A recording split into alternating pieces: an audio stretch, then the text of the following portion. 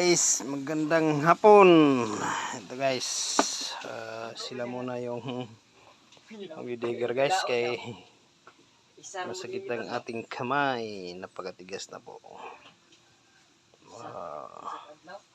1 meter po yung dahon guys, no?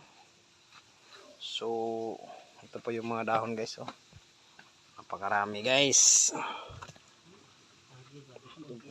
1 meter po siya yung kapal nito guys, dahon na to. Pero ito nga, ayan, nakahalo siya sa sa clay. Pero naka-ordinary yung clay. Ayan guys, oh. Guys, marami po yan guys, no?